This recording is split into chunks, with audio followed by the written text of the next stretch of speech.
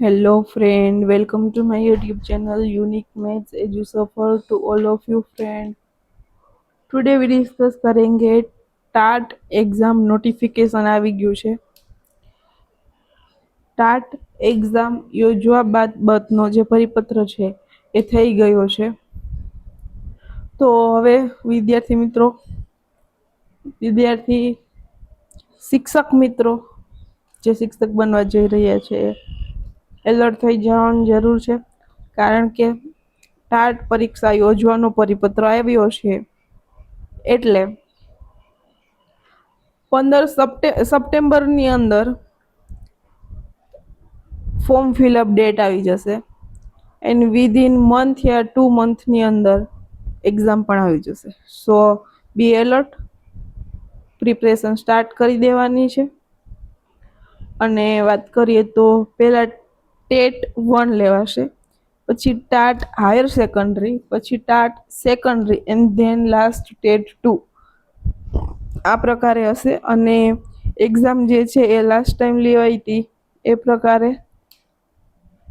2 સ્તરની અંદર હશે, પ્રિલિમ્સ અને મેઇન્સ આ પ્રકારે હશે.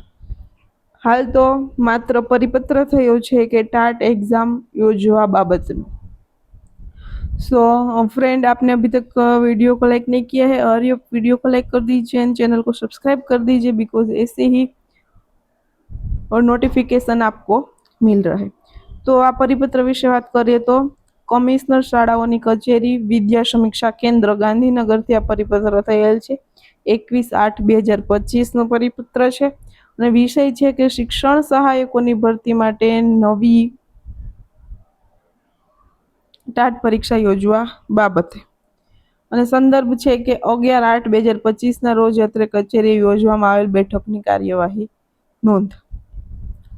તો શ્રીમાન ઉપરોક્ત વિષયને જણાવવાનું કે રાજ્યની સરકારી અને બિનસરકારી અનુદાનિત માધ્યમિક અને ઉચ્ચ માધ્યમિક શાળાઓમાં શિક્ષણ સહાયક ભરતી વર્ષ 2024 અંતિમ તબક્કામાં છે. હજી બીજો તબક્કો આવ્યો નથી. એક તબક્કાની અંદર પરીક્ષા પૂર્ણ થઈ છે, બીજો તબક્કો પૂર્ણ થશે એટલે પછી સીધું પરીક્ષા યોજાઈ જશે.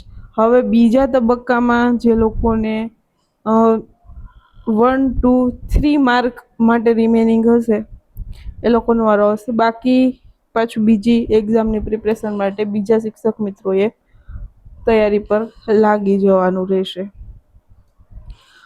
અને વાત કરીએ તો શૈક્ષણિક ગુજરાત રાજ્યની માધ્યમિક અને ઉત્તર માધ્યમિક શાળાઓમાં શૈક્ષણિક સ્ટાફ ભરતી માટેની પસંદગી સમિતિ 11/8/2025ની બેઠકમાં, એટલે 11 તારીખે આની બેઠક જે છે એ મીટિંગ યોજાઈ હતી અને સર્વાનુમતે લેવાયેલ નિર્ણય અન્વયે આગામી સમયમાં સદર ભરતી ખાલી રહેલી જગ્યાઓ અને વય નિવૃત્તિ દ્વારા ખાલી પડેલી જગ્યાઓ તથા આગામી સમયમાં ખાલી થનારી જગ્યાઓ પર ભરતી કરવા માટે નવી ટાટ પરીક્ષા યોજવા માટે આપશ્રીની કક્ષાએથી ઘટિત કાર્યવાહી કરવા નમ્ર વિનંતી. નાયબ શિક્ષણ નિયામક, ગાંધીનગર. બરાબર છે.